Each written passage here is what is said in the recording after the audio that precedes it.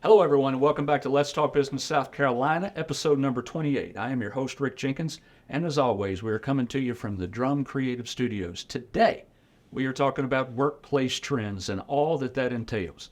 We're talking about workforce shortages, labor shortages, and all the other things that are occurring, a skills gap. We have to change the way that we are recruiting executives these days. And here to help me have this conversation is Elizabeth Latham. Elizabeth is the Director of Virtual Recruitment for Malone Staffing Solutions. And welcome to the show, Elizabeth. Thank you, Rick. Very excited to be here today.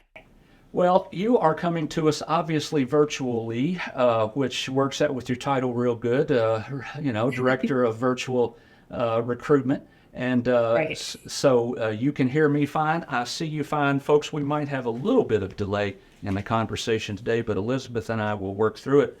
Elizabeth, before we get into the conversation too deep, you work for Malone Workforce Solutions. Tell me a little bit about them. Absolutely. So Malone Workforce Solutions, we're a staffing and recruiting firm.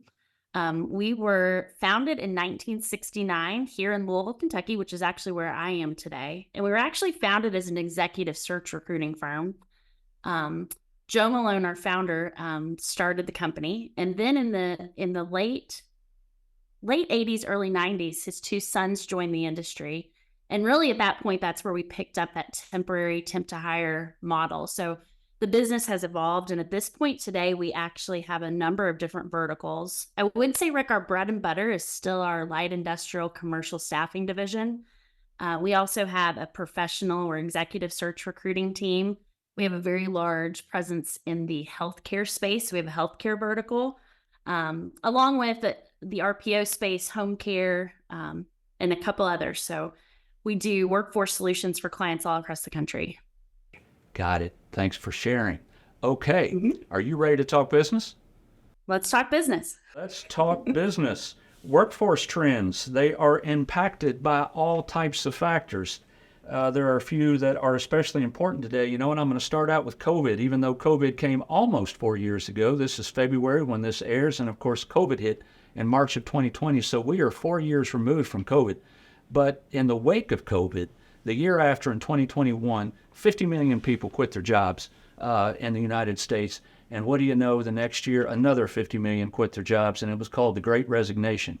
And of course, we are kind of doing a reset now between employer and employees. It's kind of like a relationship reset of sorts. And we're trying to get back to normal. But because of all those people that quit, we continue to have labor shortages. What are you seeing out there, Elizabeth? It's no surprise to everyone that's listening that there is a huge labor shortage in the United States. The last I read, which was just a couple, maybe last month, in the US, we have 9.5 million unfilled jobs. And when you look at the number of unfilled people, Rick, there's only about 6.5. So there's a gap of about 3 million people if every unfilled position was filled by one of those unemployed people. And that's scary to think about that because that's a big gap. What's even scarier is it's gotten so much better since the pandemic. I think the labor trends are never going to look the same because of the effects of COVID-19, but we're specifically seeing some industries that were really impacted the most by it. And a lot of the clients that we support live in these industries. So I think specifically about the manufacturing space, it was extremely and still continues to be extremely affected by the work shortage. You think about hospitality, retail, healthcare. It seems like it's the norm now, which is unfortunate that when, businesses have to close early or change their hours because of labor shortages. And I don't think that's ever going to go away. Well, you mentioned two industries that, of course, are of special interest here in South Carolina, and that's the hospitality industry and the manufacturing industry. And yeah, we in South Carolina, of course, as you know, we've been dealing with those issues for quite some time. We need folks in our manufacturing facilities. We got jobs, and not only do we have jobs, but they pay well too. But we can't seem to fill them. Do people not just want to work, Elizabeth? What is it? Well, I think a lot of it has to do with the fact that the labor participation is so different than what it looked like before the pandemic. So to put that into perspective, we were sitting at about 68, 69% labor participation across the country. And we're still right now about 63%. And a lot of that was really impacted due to the large number of baby boomers that went into early retirement due to the pandemic. So maybe they weren't quite there yet, right? But the pandemic forced them to go into retirement a little bit early. I actually read a statistic the other day that was really alarming that let's see, they're coining this term peak 65, and what that means is that in the year 2024 we're projected to hit this, where more Americans will turn 65 years old in the year 2024 than any other time in history. And with that, about 10,000 baby boomers reach retirement age every single day. So as they exit the workforce naturally, there's not enough people to backfill them. The population isn't growing like it did then. So you've got a huge gap in that space, which I think is a big contributor. You talk about a huge gap in that space, which brings me to the next topic of conversation, and that is the skills gap. And a labor shortage and skills gap, they're similar, but they are different animals altogether. And the skills gap can be resolved, or at least partially, through continuing education programs. But it means that retention efforts within this industry are more important than ever before. Yes? Absolutely. Retention is something that companies really need to keep an eye on and monitor very closely. Another thing I would tell you, Rick, about the skills gap that I think is a big miss that I see across organizations right now is that the employers that are doing training it's really all about upskilling and training your current workforce. And I feel like companies that get that right are positioning themselves to go into, the future decades so well. But I look specifically at skilled trade positions. So, for example, we have a client in a very rural part of Indiana that employs welders. And welders are one of those skilled trades that we are a huge shortage of welders. If I had to say on my hand a couple different positions that every industry, or that I feel like every manufacturing company needs, welders is one of them.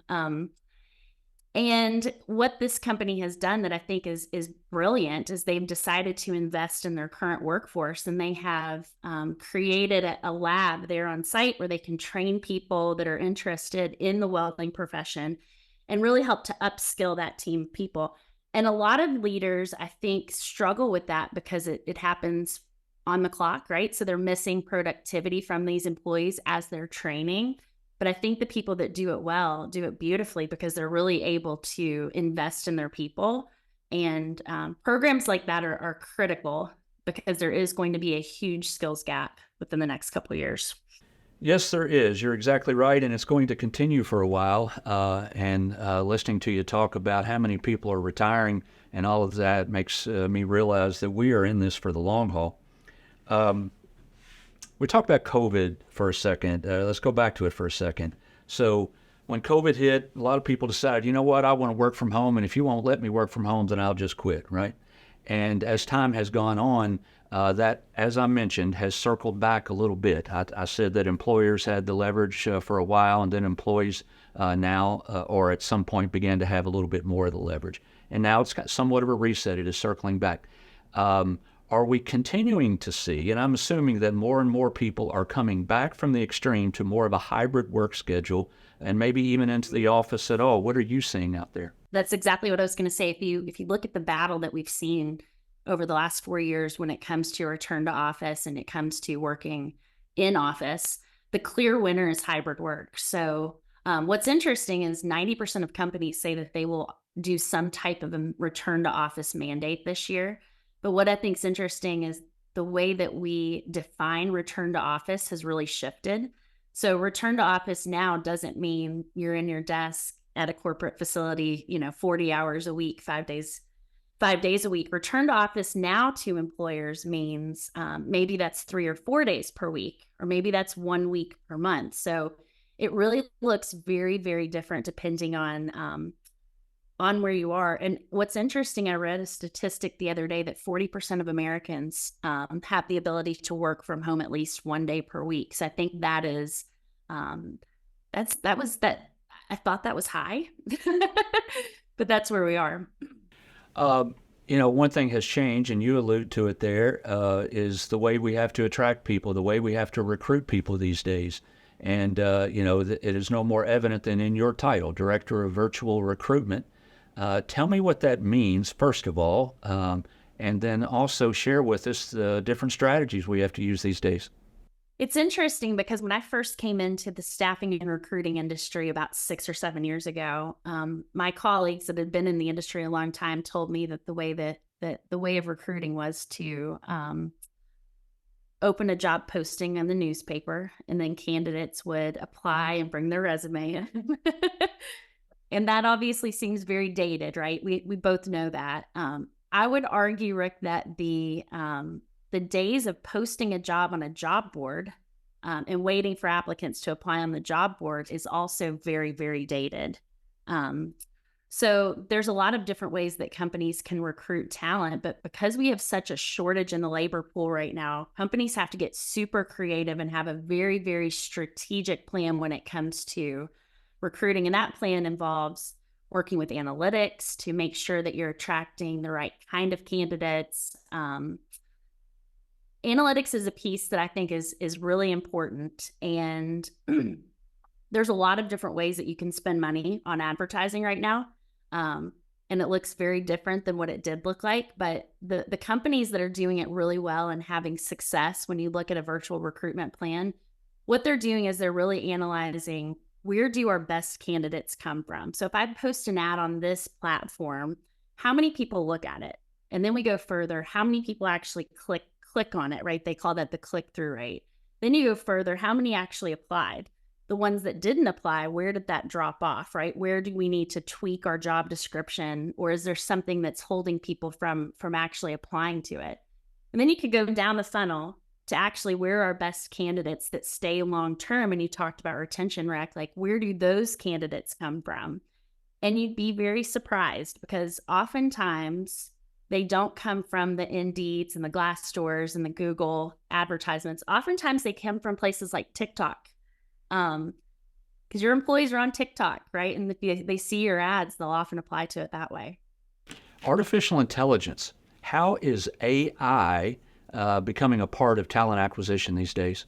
I'm really excited about AI. AI has been the topic of conversation in almost every conference and roundtable that I've sat on. And actually yesterday, we met with one of our interns that did a project over the summer. And the project was trying to understand how quickly do employers need to connect with candidates once they apply in order to capture that candidate.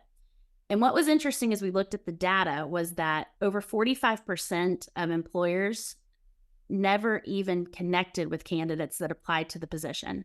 So we're saying that there's a labor shortage, but then we're having 45% of employers that don't actually even respond to the candidates. And a lot of that's a bandwidth issue. HR teams have been completely overworked for the last 4 years, right? Because of all of the challenges that we've experienced with COVID. But when I think about AI and how that could solution that problem, and we could have, and this is happening now, but these companies could have technology that engages with the candidates, engages with them quickly, screens them, assesses them, sends them different assessments, schedules them for interviews, gets them to come into the office for an actual interview. So all of those things that are very labor-intensive administrative type tasks, right? How could that help in the world of talent acquisition? I also think through the way that AI technology can analyze data. So we've seen a lot of that come through, help us with job postings. It's going to be an exciting trend to keep an eye on because I think it's going to be something that continues to evolve and help our recruiters be much more efficient at their daily jobs.